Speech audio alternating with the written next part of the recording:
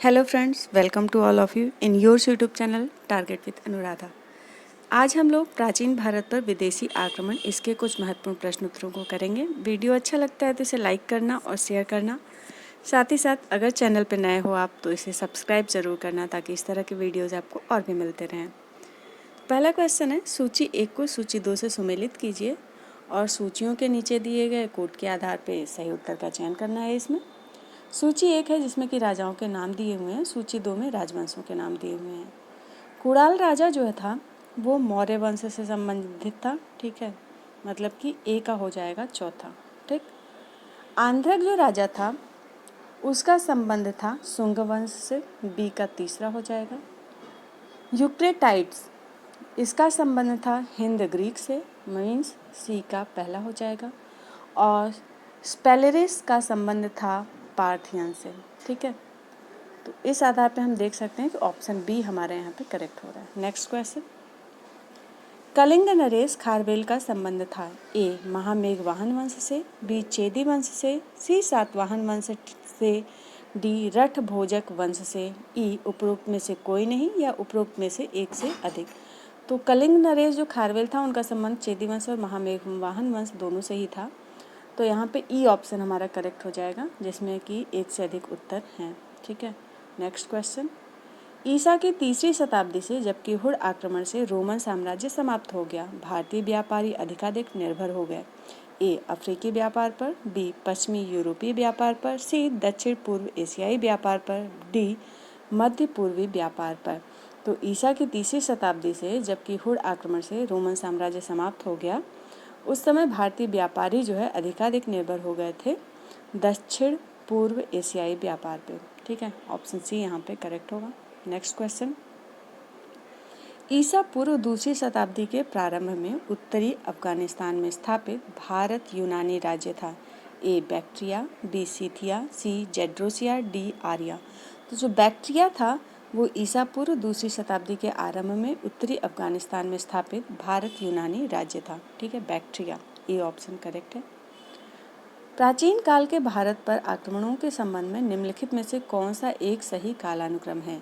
ए है यूनानी शक कुषाण, बी है यूनानी कुषाण, सी है शक यूनानी कुषाण, डी है शक कुषाण यूनानी। तो जो सही क्रम है वो है यूनानी शक कुषाण। तो ऑप्शन ए यहाँ पे करेक्ट होगा। सिकंदर की भारत में सफलता के निम्न कारण थे। ए पहला है भारत में तब कोई केंद्रीय सत्ता नहीं थी, दूसरा है उसकी सेना श्रेष्ठ प्रकार की थी, तीसरा है उसे देशद्रोही भारतीय शासकों का साथ मिला, और चौथा है वह एक अच्छा प्रशासक था। तो हम देख सकते हैं कि यहाँ पे जो है पहला, दूसरा और तीसरा तीनों ही ऑप्शन करेक्ट हैं कि भारत में जब तब कोई केंद्रीय सत्ता नहीं थी, उसकी सेना जो है श्रेष्ठ प्रकार की थी और उसे देशद्रोही भारतीय शासकों का साथ मिला। तो इस प्रकार से हमारा जो आंसर हो जाएगा ऑप्शन बी, जिसमें कि तीनों ही पॉइंट करेक्ट हैं, ठीक है। नेक्स्ट क्वेश्चन, निम्नलिखित में से मगध का कौन सा राजा सिकंदर महान के समकालीन था? ए महापद्मानंद, बी घनानंद, सी सुकल्प, डी चंद्रगुप्त मौर्य। तो मगध का जो घनानंद था वो सिकंदर का समकालीन था, बी ऑप्शन करेक्ट होगा। नेक्स्ट क्वेश्चन, सिकंदर के हमले के समय उत्तर भारत पर निम्नलिखित राजवंशों में से किस एक का शासन था? ए नंद, बी मौर्य, सी शुंग, डी कर्ण। तो नंदों का शासन था उस समय, ए ऑप्शन करेक्ट हो जाएगा। 5वीं शताब्दी ईसा पूर्व में भारतीय प्रांत निम्नलिखित को 320 टैलेंट स्वर्ण वार्षिक कर के रूप में देता था। ए ग्रीस, बी फारस, सी बैक्ट्रिया, डी चीन। तो 5वीं शताब्दी ईसा पूर्व में भारतीय प्रांत जो है फारस को 320 टैलेंट स्वर्ण वार्षिक कर के रूप में देता था, बी ऑप्शन करेक्ट होगा, फारस। निम्नलिखित पार्थियन शासकों में से किसका शासनकाल प्रसिद्ध शिलालेख तख्त ए बाही में निश्चित रूप से निर्धारित किया गया है? ए बोनोनीज, बी माउस, सी गोंडोफर्नीज, डी है अपोलोरियस।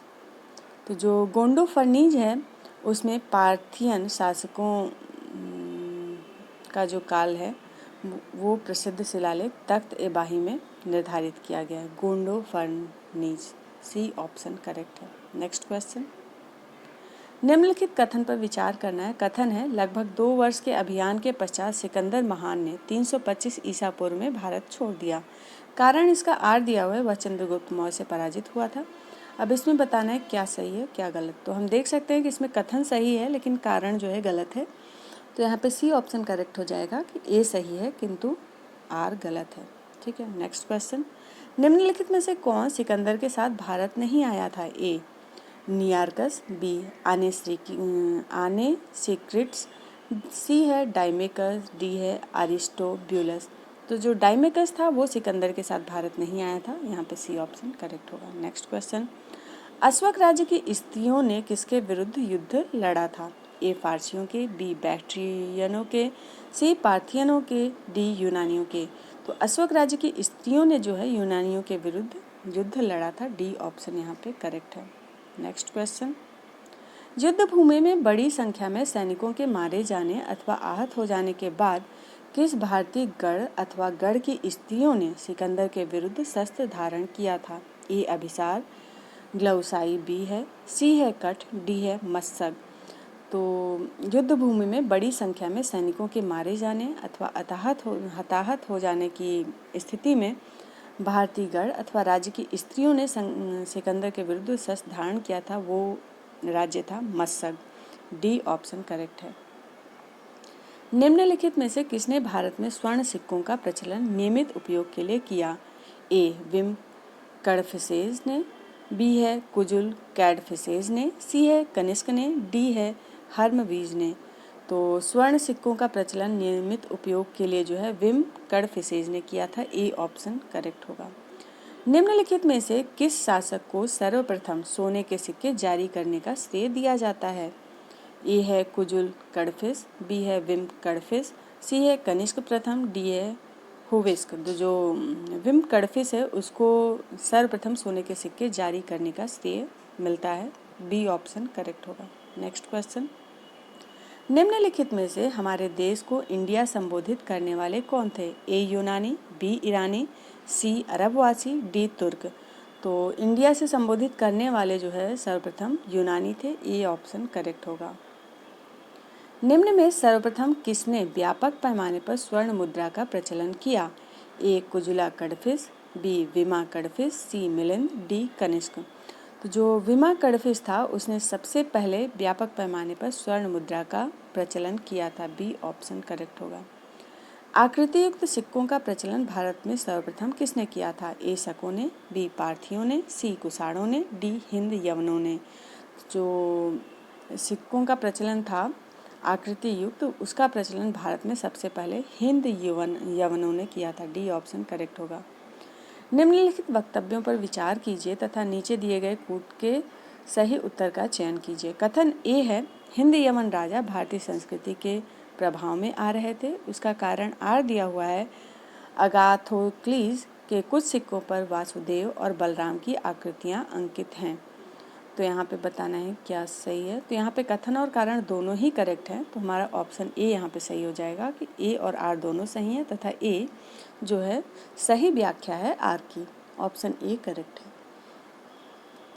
निम्नलिखित में से किस शासक को भारत में सर्वप्रथम स्वर्ण मुद्रा जारी करने का श्रेय दिया जाता है? ए कुजुल कडफिस, बी कनिष्क प्रथम, सी विम कडफिस, डी है मिन्नांडर। तो जो मिन्नांडर है उसको सर्वप्रथम स्वर्ण मुद्रा जारी करने का श्रेय दिया जाता है, ठीक है, डी ऑप्शन करेक्ट होगा।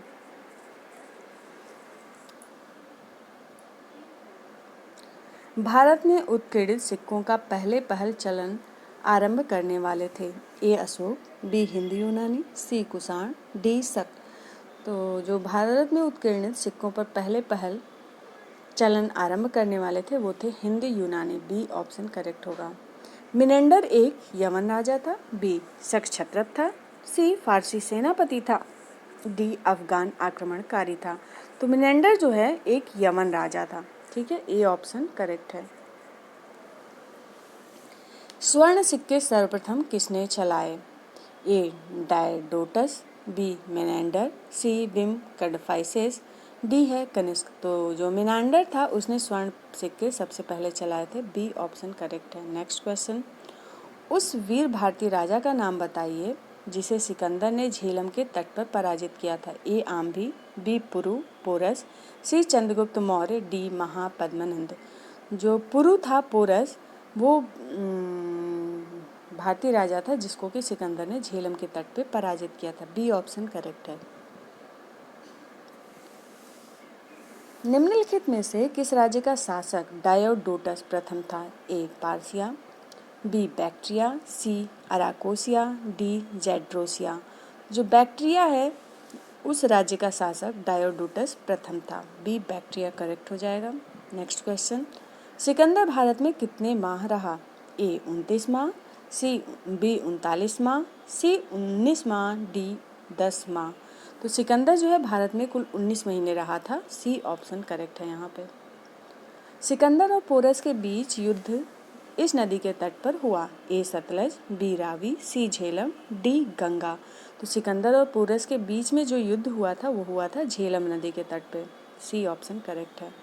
पहला ईरानी शासक जिसने भारत के कुछ भाग को अपने अधीन किया था? ए साइरस, बी कैम्बिसिस, सी है डेरियस प्रथम, डी है छायार्स।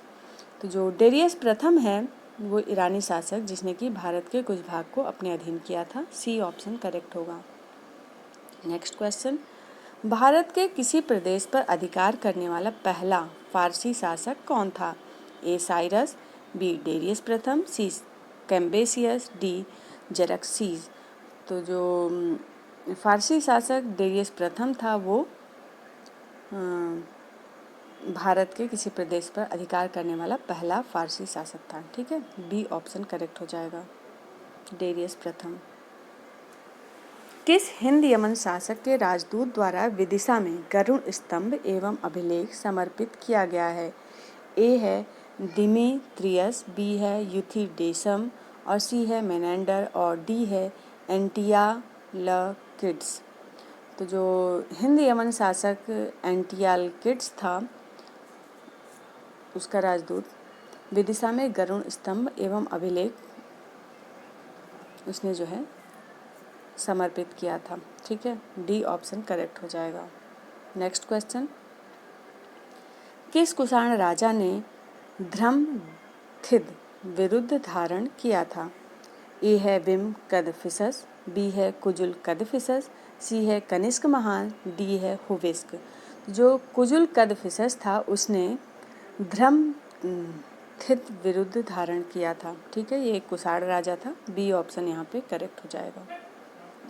किस चीनी जनरल ने कनिष्क को हराया था? ए है पेन चाओ, बी है पान यांग, सी है सी हुआंग टी, डी है हो टी। तो जो पेन चाओ था वो एक चीनी जनरल था, उसने कनिष्क को हराया था। ए ऑप्शन करेक्ट है। नेक्स्ट क्वेश्चन, त्रिभाषिक लेख युक्त मुद्राओं को प्रचलित किया था? ए यूक्रिदिक ने, बी मेनेंडर ने, सी गुंद फर्निस ने, डी नहपान ने। तो त्रिभाषिक लेख युक्त मुद्राओं का प्रचलन जो है नहपान ने किया था। डी ऑप्शन यहाँ पे करेक्ट है। फ्रेंड्स, आज के लिए बस इतना ही। वीडियो अच्छा लगा तो इसे लाइक करिए, शेयर करिए और सब्सक्राइब करिए अगर चैनल पर नए हैं तो। Thanks for watching, bye bye.